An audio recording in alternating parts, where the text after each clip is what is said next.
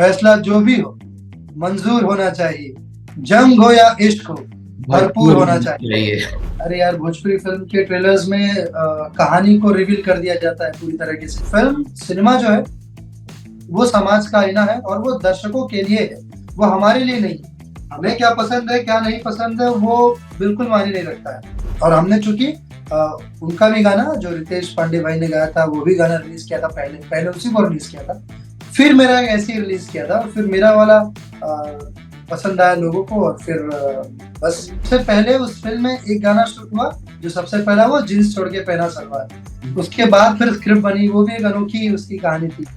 कई बार तो हम लोग इतना मस्ती करते रहते थे सबको ही कि पापा डांट के बोलते थे आओ शूटिंग भी करना है, तुम मस्ती बातों में लगे हुए हो। इस फिल्म को देखेंगे तो 10 मिनट के बाद आप मुझसे खुद को रिलेट कर लेंगे, आप कहेंगे अरे यार ये तो मेरी ही कहानी है। रउआ सबके स्वागत बा एबीपी लाइव एंटरटेनमेंट और एबीपी लाइव पर। और आज हमारे साथ जुड़े हैं भोजपुरी सिनेमा के चॉकलेटी बॉय, रॉकिंग स्टार, साउथ के रॉकिंग स्टार है यश, भोजपुरी के रॉकिंग स्टार है प्रदीप पांडे, यानी कि हम सबके प्यारे चिंटू भैया। बहुत बहुत स्वागत है चिंटू भैया। मैं चिंटू भैया ही बोल सकता हूँ, प्रदीप पांडे चिंटू बोलूं क्या? सबसे पहले तो सभी दर्शकगण को, मेरे श्रोताओं को जो देख रहे हैं सुन रहे हैं, उन सभी को उनके अपने प्रदीप पांडे चिंटू की तरफ से बहुत बहुत नमस्कार, प्रणाम और सलाम है। और आनंद भाई, आपका जो दिल करे आप बोल सकते हैं, आपके दिल से जो आवाज आए मेरे लिए आप वो बुला सकते हैं। जी आपका भाई कह लीजिए, दोस्त कह लीजिए, मैं सबके वैसे मैं सबके दिल में बसता हूँ, तो आपके भी दिल में कहीं ना कहीं बसा हुआ हूँ मुझे सर, उम्मीद है। बिल्कुल तो आपको जो मन करे आप बोल सकते बिल्कुल। तो मैं, अगर आपने इजाजत दे ही दी है तो मैं थोड़ा सा आपको अब चिट्टू भैया ही कहूंगा। ये एक अलग लगाव आता है उससे, फील एक अलग हैं। है। बिल्कुल, बिल्कुल। सो घर वाली फीलिंग आती है। बिल्कुल, एकदम बिल्कुल। सो चिंटू भैया की फिल्म आ रही है इश्क, ईद पे रिलीज हो रही है 21 तारीख को। अगर मैं गलत नहीं हूं तो 21 तारीख को रिलीज हो रही है। और इसमें बिल्कुल। आपको देखने मिलेंगे साथ में काजल राघवानी, विक्रांत सिंह भैया और राज प्रेमी जी जो विलन का रोल कर रहे हैं। भैया ट्रेलर मैंने देखा इश्क का, और लव स्टोरी है, बहुत ही रोमांटिक लव स्टोरी है। तो और इससे पहले भी लव स्टोरीज आप तो काफी ज्यादा करते रहे हैं, भूषण में भी बनती रही है। तो इश्क में क्या अलग है लव स्टोरी में? इस लव स्टोरी में मुझे जो अलग लगा वो मैं बता देता हूँ कि एक्शन सीक्वेंसेस मुझे बहुत बेटर लगे जब मैंने ट्रेलर देखा है। बहुत उच्चतम लेवल का एक्शन सीक्वेंस और लोकेशंस, लोकेशंस को लेके बहुत प्रयोग हो रहा है भोजपुरी सिनेमा में आजकल। सो इन दोनों चीजों के अलावा और क्या क्या नया है वो जरूर बताइए। मैं सबसे पहले तो आपको और साथ साथ जितने भी दर्शक गणों ने, जिन्होंने भी मेरे भोजपुरिया परिवार ने फिल्म के ट्रेलर को देखा है, इस के ट्रेलर को, तो मैं बताना चाहूंगा कि दरअसल हर बार क्या होता है ब्रदर कि जब भी हम कोई फिल्म का ट्रेलर लाते हैं तो जितने भी रिएक्शंस जो देते हैं वो सभी लोगों की एक एक जो बात होती है, उसे कंप्लेन भी कह लीजिए, वो हमेशा कहते हैं कि अरे यार, भोजपुरी फिल्म के ट्रेलर्स में कहानी को रिवील कर दिया जाता है पूरी तरीके से। हम्म। आप कहानी समझ जाते हो, आप बैकड्रॉप समझ जाते हो कि यहाँ फिल्म इसी बेस पे है। लेकिन मैं एक बात बताना चाहूंगा कि इश्क को हमने बहुत अनोखा और अलग रखा है इस बात से, क्योंकि जो ट्रेलर में है वो फिल्म नहीं है। ओके। फिल्म का जो मेन कहानी है, जो मेन ट्विस्ट है, वो छुपा के रखा गया है और वो काफी अद्भुत है, वो काफी कमाल के है। मतलब किसी को भी इसका अंदाजा नहीं होगा कि अच्छा ये हो सकता है। क्योंकि और ट्रेलर में उसकी एक झलक भी हमने नहीं दिखाई उस चीज की और उस कहानी की। तो क्योंकि देखिए, सिनेमा वही है जो बंद मुट्ठी में रहे, जब सिनेमा हॉल में ही उसका पर्दा खुले तो ही उसका मजा है। और इस इश्क की जो बात करूं तो इश्क इतनी कमाल की बेहतरीन लव स्टोरी है, इतनी कमाल की बेहतरीन प्रेम कहानी है। अम, अब तक जैसा कि आपने कहा कि मैंने भी कई लव स्टोरीज की है, कर भी रहा हूँ, करूंगा। लेकिन इश्क की जो सबसे खास बात है वो ये है कि जो इस फिल्म में जो उस प्रेम का एहसास है, जो इश्क का एहसास है, जो प्यार का एहसास है, वो बहुत अद्भुत है, वो बहुत कमाल है। मतलब अगर आप जब इस फिल्म को देखेंगे तो 10 मिनट के बाद आप मुझसे खुद को रिलेट कर लेंगे, आप कहेंगे अरे यार ये तो मेरी ही कहानी है, हम्म। ये तो मेरे ही दिल की बात है। और जो भी लड़कियां होंगी वो काजल जी से अपने आप को रिलेट कर लेंगी कि अरे यार ये तो मेरी ही फीलिंग। मतलब इस फिल्म में वाकई में अगर मैं बोलूँ तो फीलिंग्स को बहुत मद्देनजर रखते हुए, एहसास को, क्योंकि लव स्टोरी अगर आप जब तक आपके दिल से कनेक्ट ना हो, जब तक आपके जज्बातों से ना जुड़े, जब तक आपसे इमोशनली टच ना हो, तब तक लव स्टोरी का मजा नहीं। और इसमें हर एक पॉइंट ऐसा है, हर 15 मिनट में आपको एक ट्विस्ट मिलेगा, एक ऐसी कोई बात मिलेगी जो आपके दिल को छू जाएगी। और आपसे कई बार तो ऐसा हुआ है कि आपकी आंख आपकी गीली हो जाएगी, आप कई बार रो भी देंगे, ऐसे भी सीक्वेंसेस, ऐसे भी सीन्स है, इमोशंस की भी पीक है। अगर मैं 2 लाइन में मैं इश्क को अगर मैं बयां करूं तो वो 2 लाइन कुछ इस कदर है, जो इस फिल्म का टैगलाइन भी है, कि फैसला जो भी हो मंजूर होना चाहिए, फैसला जो भी हो मंजूर होना चाहिए, जंग हो या इश्क हो भरपूर भरपूर होना होना चाहिए। तो चाहिए। सारा कुछ भरपूर है इस फिल्म में, चाहे वो जंग हो यानी कि एक्शन हो, फाइट सीक्वेंसेस हो, चाहे वो रोमांस हो, वो प्यार हो, वो प्रेम हो, वो मतलब एक प्रेम की परिकाष्ठा वाकई में इस फिल्म में दिखाई गई है। चाहे वो रोमांस हो, इमोशन हो, फीलिंग्स हो, जज्बात हो, वो हर कुछ भरपूर है। तो बस मैं यही कामना करता हूँ, यही उम्मीद करता हूँ कि मेरे दर्शक भी, मेरा भोजपुरिया परिवार भी भरपूर मात्रा में आए और भरपूर प्यार दें, भरपूर सिनेमा हॉल के सारे सीटें भर जाए और सभी लोग अपने अपने नजदीकी सिनेमा घरों में 21 तारीख से भरपूर प्यार दें। बिल्कुल सर, हम भी उम्मीद करते हैं कि इस ये जो फिल्म है इश्क, ये प्रेम की नई पराकाष्ठा जरूर लिखेगी, एक नया अध्याय जोड़ेगी भोजपुरी सिनेमा में। और इसमें मैंने देखा कि आपके पिताजी ने, राजकुमार सर ने ही इसको डायरेक्ट किया है, प्रोड्यूस किया है। जी, जी। तो उनके मतलब जब आप अपने पापा के साथ एक डायरेक्शन में काम करते हो तो क्या एक अलग प्रेशर रहता है कि, या ये रहता है कि अरे नहीं कुछ टेक गलत भी होगा तो नहीं, पापा ही हैं, ज्यादा नहीं डांटेंगे, या राजकुमार सर बिल्कुल स्ट्रिक्ट रहते हैं सेट पे? नहीं नहीं, उनके साथ बल्कि काम करना सबसे ज्यादा प्रेशर होता है। मैं सच बताऊं, प्रेशर इस बात का होता है कि मेरे पिता जो है, हम लोग, हमारा जो रिश्ता है वो घर के दहलीज तक पिता पुत्र का। और हम्म। जब आप काम पे आते हैं, जब आप सेट्स पर होते हैं, तो वो पूरी तरीके से हम प्रोफेशनल होते हैं। मैं एक एज एन एक्टर होता हूँ और वो एज ए डायरेक्टर ही होते हैं वहां पर। और अगर निर्माता है तो अब तो चूंकि वो खुद भी स्वयं निर्माता है, तो निर्माता भी होते हैं, तो उन्हें और भी चीजों का ख्याल रखना होता है। तो और ज्यादा प्रेशर होता है। और उनके साथ काम करना लेकिन एक बहुत ही अद्भुत फीलिंग और एक अलग बात होती है, क्योंकि उनका जो स्टाइल ऑफ मेकिंग है सिनेमा का, वो मतलब ऐसा नहीं कि मेरे पिता और मेरे मेरे अलावा उन्होंने कई फिल्में, मतलब जब मैंने इस सिनेमा इंडस्ट्री में पदार्पण जब मेरा नहीं हुआ था उसके पहले भी उन्होंने कई फिल्में सिल्वर जुबली और ब्लॉकबस्टर्स हिट्स दिए हुए हैं। मतलब वो ऐसे एकमात्र ऐसे निर्देशक हैं भोजपुरी सिनेमा के, और रहे हैं हमेशा, कि जिनके नाम पर दर्शक फिल्म देखने आते हैं सिनेमा हॉल में, खींचे चले आते हैं, क्योंकि अ, हमारे दर्शकों का, मेरे पूरे जनता जनार्दन का उस नाम पर उनके एक ट्रस्ट है। हम सबको है, पूरी भोजपुरी इंडस्ट्री को रहता है कि जब भी ये नाम आएगा कि film produce and directed by निर्माता एवं निर्देशक राजकुमार आर पांडे जी, तो अगर ये नाम आएगा तो ये फिल्म श्योर शॉट अच्छी होनी है। इसलिए उनकी जब भी कोई भी फिल्म आती है तो वो साल की सबसे बड़ी ब्लॉकबस्टर हिट होती है, क्योंकि वो दर्शकों को जानते हैं और वो दर्शकों के लिए ही फिल्में बनाते हैं। मैं तो उनको बचपन से देखता आया हूँ। उनका हमेशा से मानना है, और वो कहते भी रहे हैं कि फिल्म सिनेमा जो है वो समाज का आईना है और वो दर्शकों के लिए है, वो हमारे लिए नहीं है। हमें क्या पसंद है क्या नहीं पसंद है वो बिल्कुल मायने नहीं रखता है। आप दर्शकों को क्या पसंद है, उन्हें क्या मजा आता है, उन्हें क्या अच्छा लगता है देखने में। और सबसे बड़ी बात कि वो जो पैसा खर्चा करते हैं ना बेटा, जब वो जितने भी रुपए का टिकट हो, चाहे वो 40 का हो, 50 का हो, 100 का हो, 200 का हो, जो भी हो, अगर वो पैसा खर्चा करते हैं तो मुझे, मेरा वो दायित्व बनता है, मेरी वो जिम्मेदारी बनती है कि मैं उनके वो एक एक पैसे का, मैं उन्हें वो एंटरटेनमेंट दूं, वो एक एक पैसा उनका वसूल हो, और उन्हें निकलते वक्त इस बात की खुशी रहे कि जिस फिल्म पर मैंने पैसा खर्चा किया है वो फिल्म उस लायक थी, और मैंने एक बेहतरीन फिल्म आज देखी है, भव्य फिल्म देखी है। जो अन्य भाषाओं में दिखती है वो मैंने भोजपुरी में देखा है, इतने बड़े लोकेशंस देखे। आज मैं 50 रुपए की टिकट में मैं कश्मीर घूम कर आया हूँ, मनाली घूम कर आया हूँ।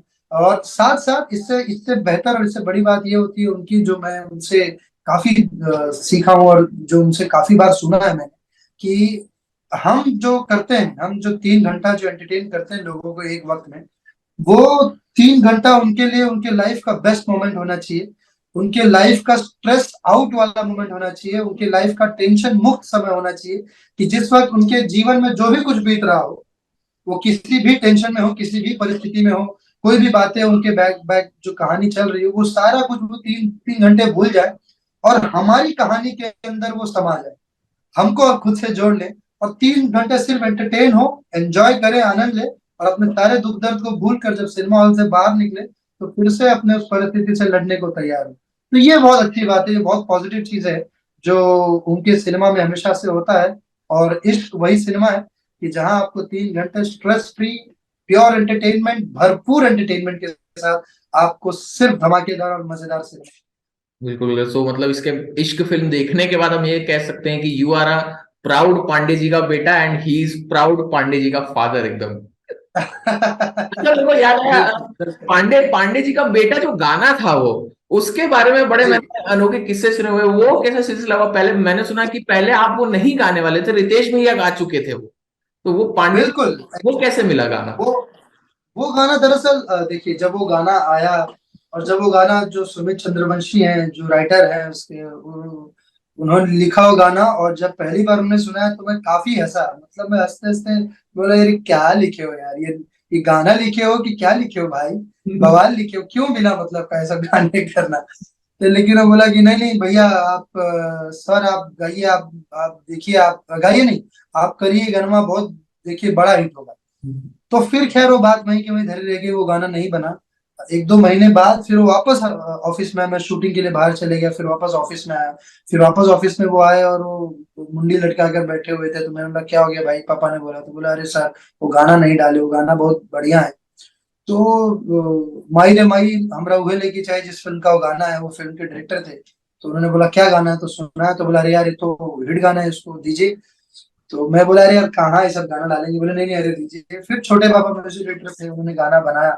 और गाना बनाने के बाद मुझसे पूछा कि भाई इसको किसको गवाया जाए, तो मैंने बोला कि इसको रितेश भाई से गवाइए, वो बहुत अच्छा, रितेश पांडे जी है, बहुत अच्छा गाएंगे और मस्त अच्छे अच्छा लगेगा गाना। तो उन्होंने गाया।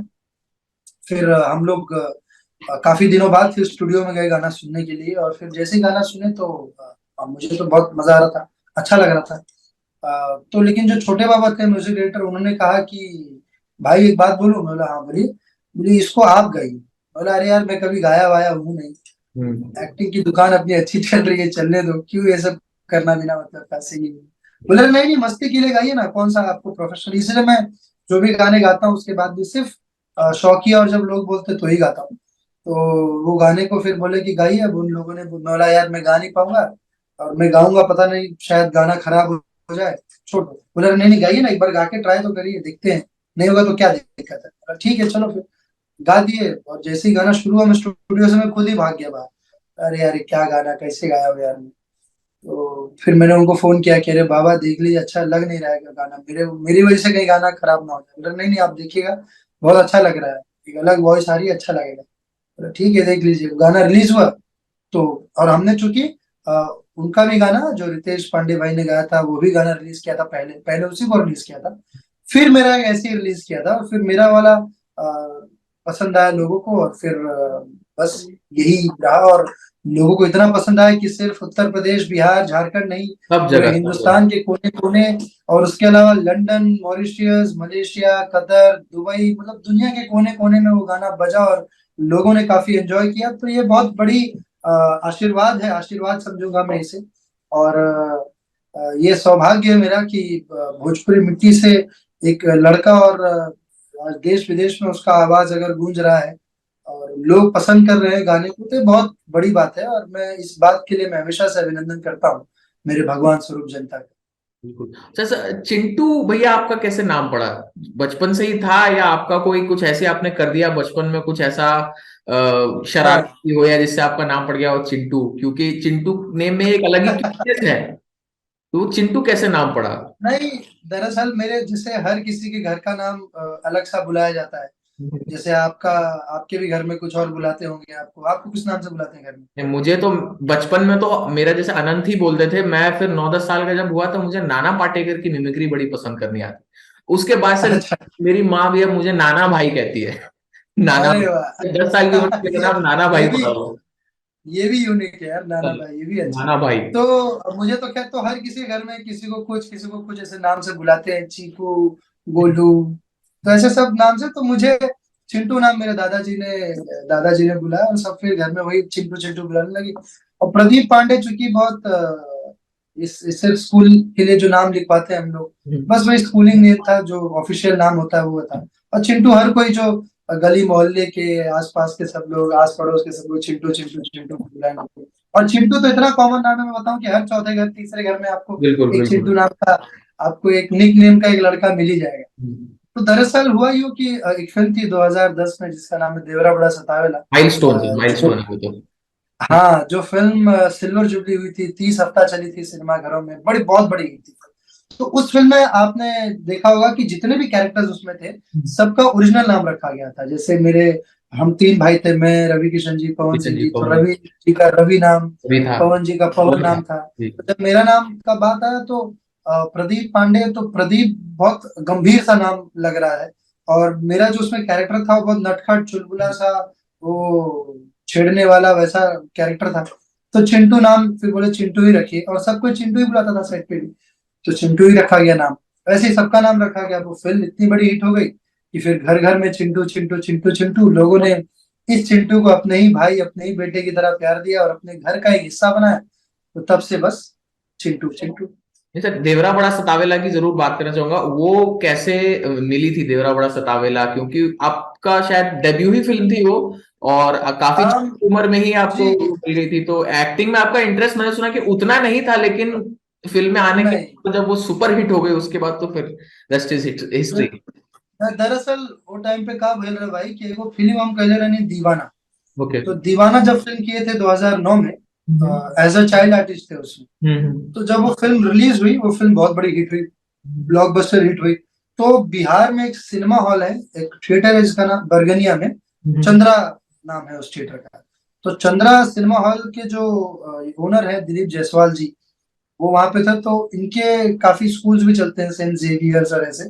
तो उन्हें एक गाना शूट करना था, उनके पास एक गाना उन्होंने बनवाया था, जींस छोड़ के पहना सलवार। ओके। और उन्हें, उनके स्कूल की एक टॉपर लड़की थी नेहा मेमू, जो उनके एक्स्ट्रा करिकुलम एक्टिविटीज में भी पार्टिसिपेट करती थी, नॉर्मली जो यूजुअली स्कूल्स में करते हैं, जी। एनुअल फंक्शन परफॉर्म करते हैं वैसे। तो काफी अच्छी वो करती थी स्कूल में। तो उन्हें उसी एज का एक टीनेज लड़का चाहिए था, तो उन्होंने अपने स्टाफ में सबको बोल रखा था। तो एक दिन उनका स्टाफ बोला कि अरे भैया, एगो लड़का है, बहुत अच्छा कर रहा है, सब लोग बहुत पसंद कर रहे हैं, बहुत ताली वाली बजाते हैं। क्योंकि मेरा कैरेक्टर उस फिल्म में बहुत अच्छा था, वो सीक्वेंसेस बहुत अच्छे अच्छे थे, तो बहुत पसंद कर रहे हैं सब लोग, आप उसको कर सकते हैं। तो बोला कौन, तो उन्होंने देखा। तो फिर वो फिर मुंबई आए और पापा से मिले, तो उनको नहीं पता था कि मैं इनका बेटा हूँ। तो उन्होंने बोला कि सर, वो आपकी फिल्म में दीवाना में एगो लड़का था, तो हमको लड़कवा चाहिए। तो बोले क्या है, पापा ने बोला कोई फिल्मों में ऐसा कोई इंटरेस्ट था नहीं, वो दीवाना भी जो फिल्म थी वो तो जो उसके निर्माता थे रमाकांत जी, कोई लड़का नहीं मिला था। तो मुझे फिर उन्होंने कर दिया था कि चिंटू बाबू से करा देते हैं। तो एक ऐसी फिल्म होता ना कि चलो शौकिया कर लिया जाए, कर लिया था। उसके बाद तो ऐसा कुछ था नहीं। फिर जो है यहाँ से अब मैं वापस आता हूँ, तो उन्होंने बोला पापा को कि पापा, कि सर, वो लड़का हमको चाहिए, लड़का बताए। तो पापा ने मस्ती में बोला कि अरे वो बिहार का लड़का था, वो चले गया, उसके माँ बाप उसको ले गए। तो बाजू में आर्ट डायरेक्टर इंदर जी थे, वो बोले कि अरे नहीं नहीं भैया, झूठ बोल रहे हैं, इन्हीं के बेटे हैं। तो बोले कि अरे नहीं नहीं, आपके बेटे हैं तो फिर चाहिए, उसको करना है ऐसा करके। तो वो बोले कि ठीक है। फिर बात किया गया और फिर कैसे प्लान हो। तो सबसे पहले उस फिल्म में एक गाना शूट हुआ, जो सबसे पहला वो जींस छोड़ के पहना सलवार। उसके बाद फिर स्क्रिप्ट बनी, वो भी एक अनोखी उसकी कहानी थी कि पहले एक गाना शूट हो गया, उसके बाद उसकी स्क्रिप्टिंग स्क्रिप्ट हुई, लिखी जा रही उसके है। बाद सब कैरेक्टर्स ऐड हुए, रवि जी, पवन जी, फिर सब बाकी लोग फिर उसमें जोड़े गए, और फिर एक कहानी का निर्माण हुआ और फिर फिल्म बनी, और फिर आप सबके सामने है वो फिल्म। तो आपको जैसे इतने उम्र में छोटे थे तो आपको पता था, क्योंकि आप पापा आपके जो है डायरेक्टर ही रहे, प्रोड्यूसर रहे, तो कि रवि जी और पवन जी, मतलब रवि जी तो खैर उतने बहुत ही बड़े स्टार थे, पवन जी की शुरुआत हो ही रही थी उस टाइम पे, और आप तो खैर काफी बड़े स्टार है, तो उस टाइम पे आपको पता था रवि जी इतने बड़े स्टार है और पहली ही फिल्म में रवि जी और पवन जी, तो आपको कब रियलाइज हुआ कि भाई रवि भैया इतने बड़े स्टार है, सेट पे सा माहौल रहता होगा, कब आपको रियलाइज हुआ रवि भाई हम बहुत बड़े लोगों मैं के साथ? एक्चुअली जैसे, बिल्कुल बिल्कुल, दरअसल उससे पहले मैं भोजपुरी सिनेमा जो भी पापा बनाते थे, सिर्फ वही देखते थे। बाहर की दूसरी फिल्में देख नहीं पाते थे, पता भी नहीं होता था उनके बारे में। और अच्छी फिल्म पापा बनाते थे, तो पापा की चूंकि फिल्म होती थी तो घर में वही देखते थे हम लोग। और बाकी जो इंग्लिश फिल्में, हिंदी फिल्में और बाकी जो फिल्में अच्छी लगती थी वो देखते थे। तो जब उससे पहले रवि किशन जी के साथ पापा ने कभी काम किया नहीं था। और उस समय रवि जी का थोड़ा सा भोजपुरी में मामला थोड़ा डामाडोल चल रहा था। हम्म। मतलब उनकी फिल्में काफी 1-2 साल उसके पहले फिल्में नहीं चल रही थी, वॉश आउट हो जा रही थी, इतनी कुछ चीजें नहीं वर्कआउट हो पा रही थी। तो फिर ये प्रोजेक्ट की प्लान हुआ था देवरा बड़ा सतावला उसके बाद। और फिर जब मैं सेट पे गया तो चूंकि मेरे पापा का अपना उनका एक ऑरा एक अलग रहता है, तो उनके सेट पे सभी लोग अ, आज भी तभी भी तब बहुत सामान्य रूप से बहुत अच्छे से और बहुत एक फैमिली की तरह रहते हैं, एक परिवार की तरह। तो जब मैं गया तो सबने एक बहुत वार्म वेलकम किया खुले बाहों के साथ, और बहुत सारे प्यार, सभी मुझसे बहुत प्यार करते थे। तो बेसिकली रवि जी, मैं आपको बात बताऊं, रवि जी इतने डाई हार्टेड पर्सन है, मतलब इतने कमाल के इंसान है, इतने उनका दिल इतना मस्त है, एकदम मस्त वाले इंसान है, एकदम हर हर महादेव वाले एकदम मस्त वाले आदमी है।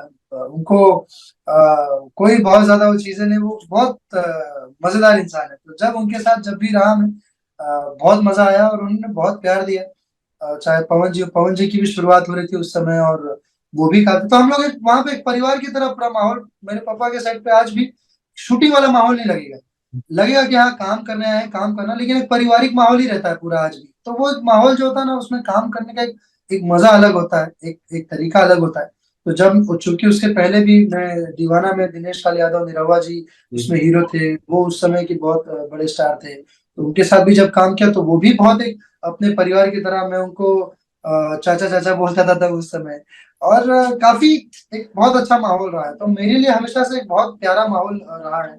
तो मुझे कभी ऐसा फील नहीं होने दिया किसी ने, और बहुत मजा आता है जब भी किसी के भी साथ काम करते ओके, सो आपकी फिल्म में जो इश्क में जो है काजल राघवानी है, विक्रांत हैं। सिंह है, बहुत ही सक्सेसफुल, राज प्रेमी जी जो विलन का रोल कर रहे हैं। ट्रेलर देख के तो अच्छा लगा कि हाँ विलन है, जैसा आपने बोला कि हर 15 मिनट में चीजें बदल जाएंगी, लेकिन ट्रेलर देख के तो लग रहा है कि वो विलन तो है।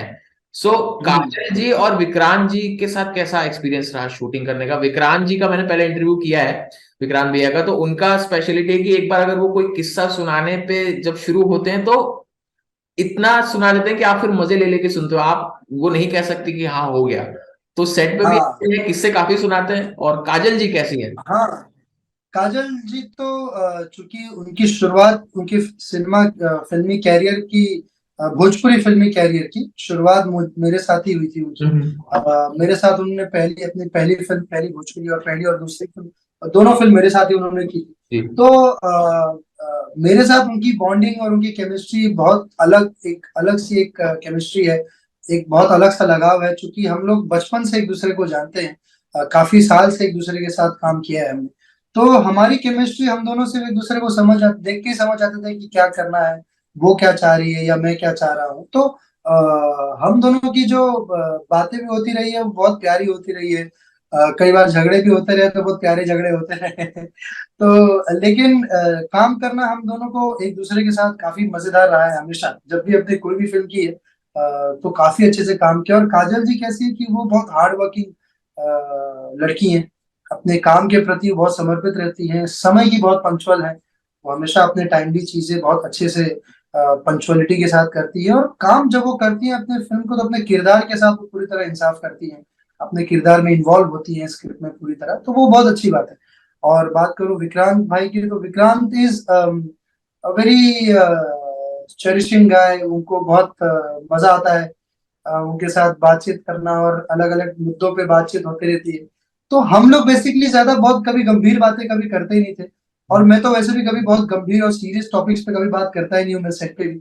हमारी जब भी या मेरी या किसी से भी या कोई मुझसे बात भी करता है तो बहुत फन वाली बातें होती है, मजेदार बातें होती है, कि ताकि एंटरटेन हम खुद भी होते रहे एक दूसरे का, एक एक मजेदार बातें हो, फन वाली बातें हो, मजाक वाली बातें हो। तो हम लोगों ने काफी मजाक किया है, काफी फन किया है सेट पे। बल्कि कई बार तो हम लोग इतना मस्ती करते रहते थे सबको ही कि पापा डांट के बोलते थे, आओ तुम शूटिंग भी करना है, तुम लोग मस्ती बातों में लगे हुए हो तो ऐसा भी कई बार हुआ है, बट बहुत इसका अगर मैं बिहाइंड द सीन्स बोलूं, इस फिल्म का तो बहुत कमाल करा है। अलग अलग वादियों में, बर्फ के पहाड़ियों में शूट करना, इतनी ठंड में शूट करना, मतलब एकदम एकदम कांप रहे होते हैं, और फिर उसमें रोमांस करना होता है बिना ये जताए कि हमें ठंड लग रहा है। वो भी एक अलग फीलिंग होता है। तो बहुत कमाल के फीलिंग रहा है फिल्म की शूटिंग करे में। और सबसे अच्छी बात है कि जब हम लोग इस कहानी में डूब गए थे ना, तो वाकई में बहुत कमाल की पैशनेट लव स्टोरी है विद बहुत सारे ट्विस्ट। सो बस कल से 21 तारीख से, 21 अप्रैल से, ईद के मुबारक मौके पर ऑल ओवर इंडिया जहां पर भी भोजपुरी फिल्में लगती है वहां फिल्म रिलीज हो रही है, तो आप सब जाएं, भर भर के भरपूर प्यार दें। बिल्कुल बिल्कुल। अच्छा, सेट पे आप जैसे कह रहे हैं कि माहौल एकदम लाइट रहता था, तो कोई सेट पे कोई किसी भी फिल्म की शूटिंग, जैसे इश्क की पर्टिकुलर नहीं, और भी कई फिल्म की शूटिंग, आप किसी भी इवेंट में जाते हो, उस दौरान कोई ऐसा फैन मूवमेंट आपके साथ हुआ कि अरे भैया ये क्या हो गया, ये किस तरह का फैन है? मेरा जो मानना है कि ये सब जो भी चीजें हैं वो करते हैं, वो उनका प्यार है। अगर कई बार मैं देखता हूँ कि कई लोग बल्कि चिढ़ जाते हैं, कह रहे क्यों छुआ है ना, लेकिन वही उनका प्यार है। वो आपको एक बार छूना चाहते हैं, आपको आपसे एक बार मिलना चाहते हैं, आपको देखना चाहते हैं, आपको स्पर्श करना चाहते हैं। क्योंकि जब हम भी खुद बचपन में जब फिल्में देखते थे, और जो भी एक्टर्स हमें अच्छे लगते थे, जब वो हम उन्हें स्क्रीन पे देख रहे होते हैं, टीवी में देख रहे होते हैं, सिनेमा हॉल में देख रहे होते हैं, और जब वो सामने देखते हैं तो लगता है कि साक्षात ये जादू, एक मिरेकल है मेरे सामने, एक अलग सा भी चीज चल रहा है यार मेरे साथ। मैं कोई सपनों की दुनिया में हूँ कि ये तो उनको मैं हम देखते थे ऐसा। तो एक बहुत अलग एहसास होता है ये। और मैं वाकई में मैं उस एहसास की मैं बहुत कद्र करता हूँ, क्योंकि ये शायद पिछले जन्म के कर्म है, या जो भी आप कह लीजिए, अच्छे अच्छे कर्म है जिसका फल हमें मिल रहा है। कि जो हमें लोग प्यार करते हैं, अपना दिलो जान लुटाकर प्यार करते हैं बिना किसी स्वार्थ के। मेरे ख्याल से ये जो प्रेम है ना, ये सबसे शुद्ध और सबसे सबसे पवित्र प्रेम है। इससे खूबसूरत इश्क कोई कर नहीं सकता किसी से, जहां पर कोई स्वार्थ ना हो, जहां आपसे कोई कोई उनको कोई डिमांड्स ना हो, उनको सिर्फ आप एंटरटेन करते हैं, और उस माध्यम से वो लोग आपको पसंद करते हैं, आपको प्यार करते हैं।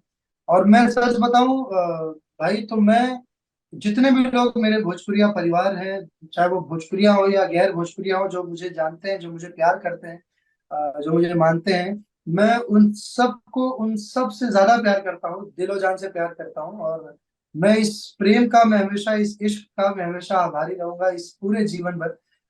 मैं इसका ऋण कभी चुका नहीं सकता हूँ, ये एहसान कभी नहीं चुका सकता हूँ।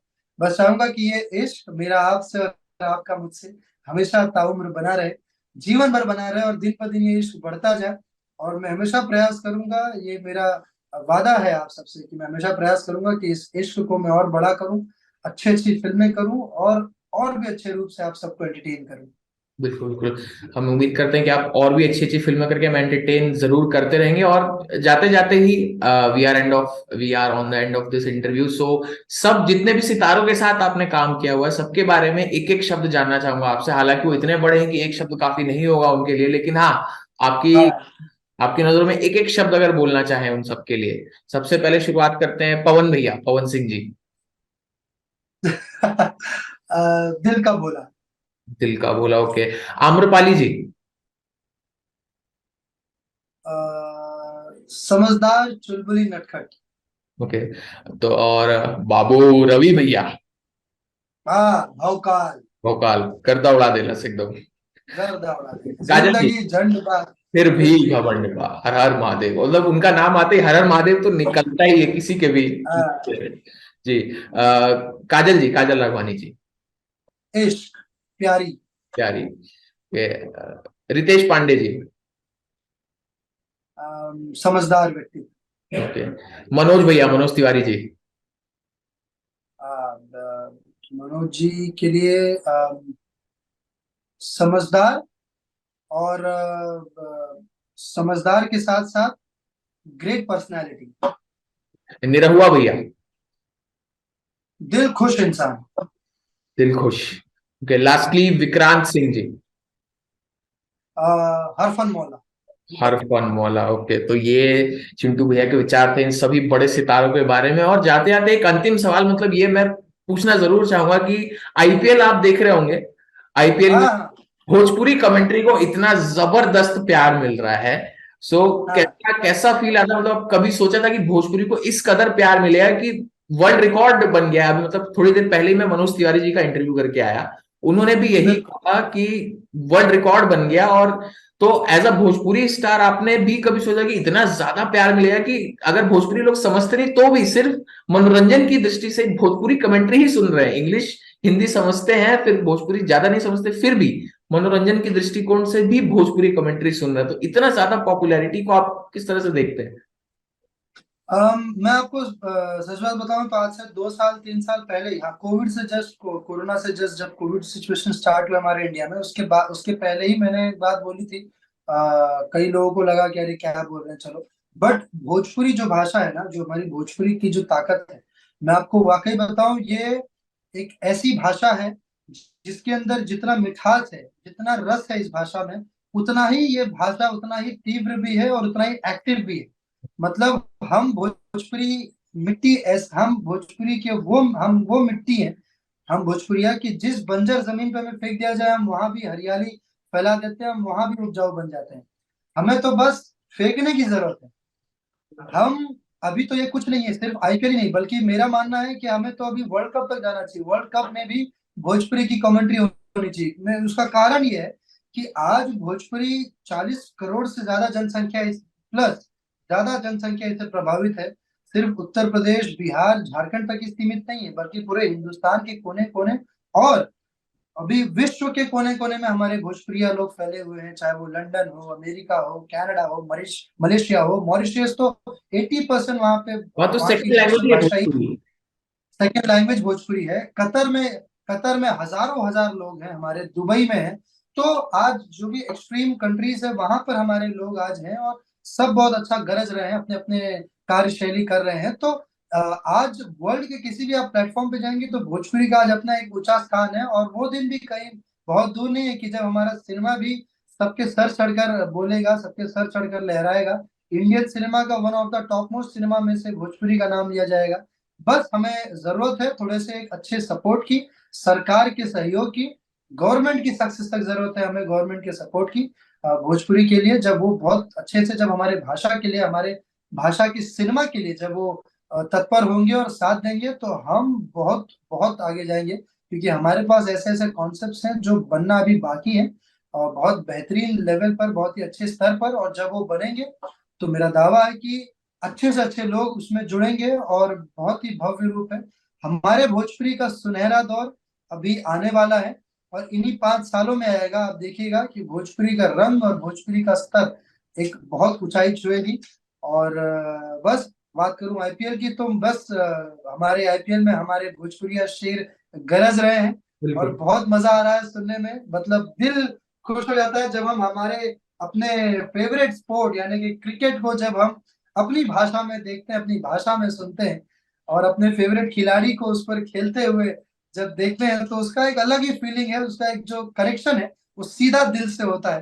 एंड बस ये चाहूंगा कि ये कंटिन्यू रहे, और सिर्फ आईपीएल तक ही नहीं बल्कि वर्ल्ड लेवल पर, वर्ल्ड कप में भी इसे इजाजत देनी चाहिए, और वर्ल्ड कप में भी भोजपुरी कमेंट्री हो। और बस। बिल्कुल। तो उम्मीद करते हैं कि जिस तरह से आपने इसका एक विजन बताया भोजपुरी का, बिल्कुल वैसे ही भोजपुरी हमारी भाषा जो है, हमारी मातृभाषा भोजपुरी पूरी दुनिया में फैले, हम ये उम्मीद करते हैं। और आपकी फिल्म जो है इश्क, वो इश्क के एक नए अध्याय को जोड़े भोजपुरी सिनेमा में। बहुत बहुत मजा आया बिल्कुल चिंटू भैया आपसे बात करके, और उम्मीद करते हैं कि आने वाले प्रोजेक्ट्स में भी आप हमें ऐसे ही प्यारा प्यारा कंटेंट देते रहेंगे। बहुत बहुत बहुत धन्यवाद। बिल्कुल। बहुत बहुत धन्यवाद। Thank you so much. और आपसे और आपके साथ साथ एबीपी न्यूज से जुड़े हुए सभी लोगों का, एबीपी न्यूज लाइव एंटरटेनमेंट से जुड़े सभी लोगों का, एंटायर टीम को बहुत बहुत अभिनंदन, बहुत बहुत शुक्रिया मेरी आवाज को और मुझे हमारे जनता जनार्दन तक, मेरे भोजपुरिया परिवार तक पहुंचाने के लिए। बस जाते जाते आप सबसे यही कहूंगा कि 21 तारीख कल से ईद के मुबारक मौके पर जाए नजदीकी सिनेमा घरों में, और भरपूर प्यार दे अपने चिंटू को, और अपने भाषा, खास करके अपनी भाषा भोजपुरी के लिए जाए अपने नजदीकी सिनेमा घरों में। क्योंकि सिनेमा घर में फिल्म देखने से ही किसी भी भाषा के सिनेमा की प्रगति तभी होती है, तभी उसकी बढ़ोतरी होती है, तभी वो बढ़ता है। आप सिनेमा हॉल में जाएंगे तभी हम भोजपुरी सिनेमा को और बेहतर और बड़े लेवल पर लेके जाएंगे। तो नजदीकी सिनेमा घरों में जाएं और अपने भाषा को, अपने भाषा के सिनेमा को अटूट प्यार दें। और ये वो फिल्म है जहां आप अपने पूरे परिवार के साथ, अपने दोस्त यार के साथ जाकर आराम से बैठ के 3 घंटे आपका पैसा वसूल फिल्म देख सकते हैं। जल्दी जाए, कल से 21 तारीख से आपके नजदीकी सिनेमा घरों में इश्क, ये ईद इश्क मुबारक। बिल्कुल बिल्कुल, आप सभी को भी ईद मुबारक और इश्क भी मुबारक। और जैसा चिंटू भाई ने बताया, जरूर जाएं अपने नजदीकी, क्या मैं तो बोलता हूँ दूर भी हो तो भी जाएं, भोजपुरी को वो प्यार भी दें जाए। तो भी जाए, दूर के बिल्कुल। खबर में भी जाए, और जरूर जाए देखने के लिए इश्क फिल्म। और उम्मीद करते हैं बहुत ज्यादा पसंद आएगी आपको। तो बहुत बहुत थैंक यू बहुत धन्यवाद चिंटू भैया, बहुत बहुत thank you sir, love you.